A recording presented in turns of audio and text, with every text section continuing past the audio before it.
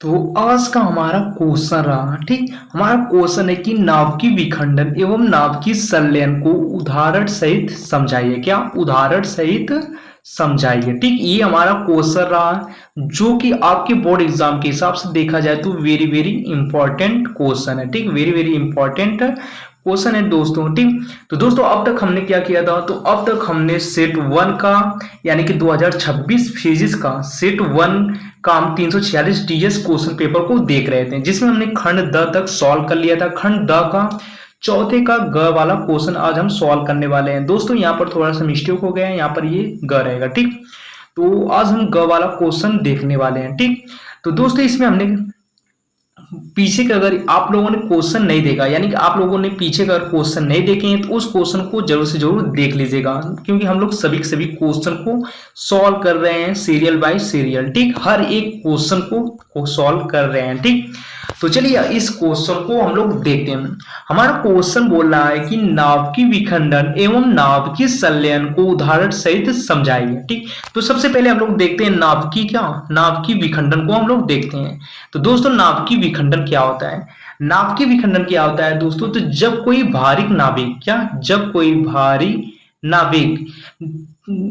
भारी नाभिक छोटे कण जैसे न्यूट्रॉन से टकराकर दो हल्के नाभिकों में टूट जाए, दो या दो से अधिक हल्के नाभिकों में क्या हो जाता है? टूट जाता है। क्या हो जाता है? टूट जाता है। तो इस प्रक्रिया को हम क्या कहते हैं? नाभिकीय विखंडन हो गया कहते हैं। क्या ये आपका भारी नाभिक हो गया, ये छोटा कण जैसे न्यूट्रॉन हो गया, इससे टकराकर क्या होता है?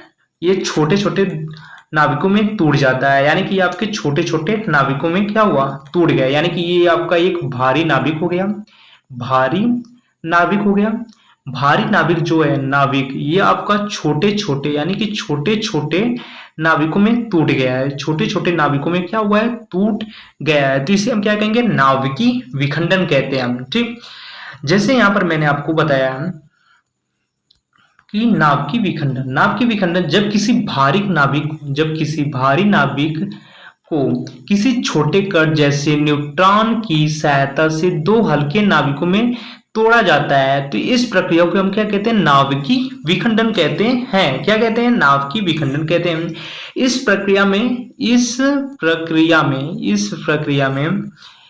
प्रक्रिया में बहुत अधिक ऊर्जा तथा कुछ न्यूट्रॉन निकलते हैं। बहुत अधिक ऊर्जा तथा कुछ न्यूट्रॉन निकलते हैं।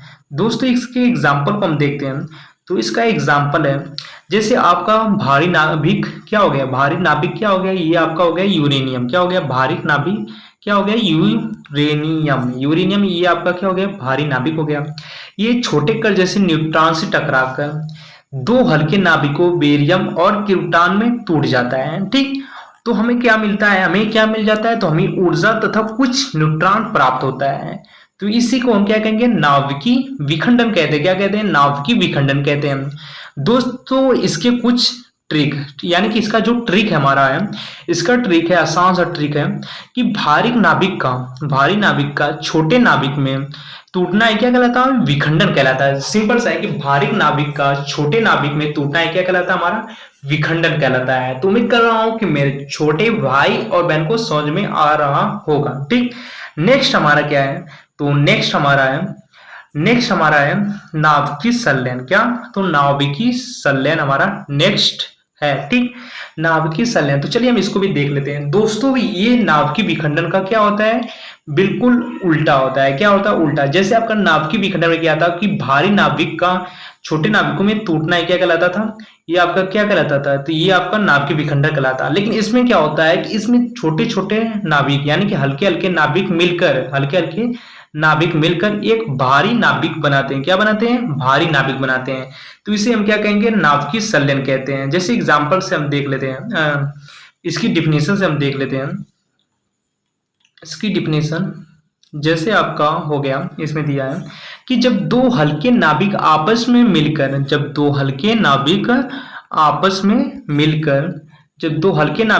मिलकर एक भारी नाभिक बनाते हैं, तो इस प्रक्रिया को क्या कहते हैं, नाभिकीय संलयन कहते हैं। जब दो हल्के नाभिक मिलकर एक भारी नाभिक बनाते हैं तो इस प्रक्रिया को ही नाभिकीय संलयन कहते हैं।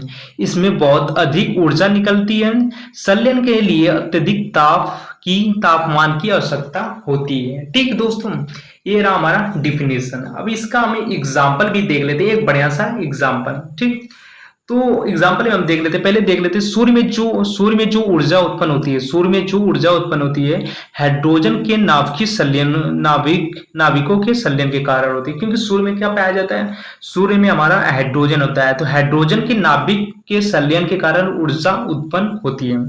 इसमें हम देख लेते हैं, जैसे दो हल्के नाभिक हो गए, क्या हो गए, ये दो हल्के नाभिक हैं, मिलकर एक भारी नाभिक बनाते हैं और कुछ हमें क्या मिलता है, कुछ ऊर्जा तथा कुछ न्यूट्रॉन मिलता है। तो इसे हम क्या कहेंगे, नाभिकीय संलयन कहते हैं। जैसे आपका यहाँ पर है दोस्तों, ये क्या हो गया, तो ये आपका हो गया ड्यूटेरियम और ये हो गया ट्रिटियम, मिलकर एक भारी नाभिक हीलियम बनाते हैं।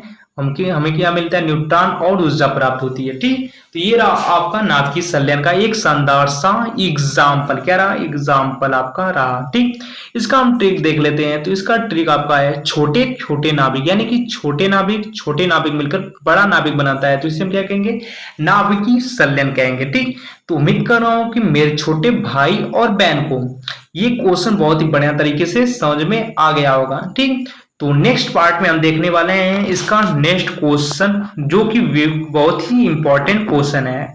तो दोस्तों, अगर आप चैनल पे नए हो तो सब्सक्राइब जरूर कर लेना। हम लोग 12th बोर्ड एग्जाम के तो 12th बोर्ड एग्जाम के और भी क्वेश्चन देखने वाले हैं।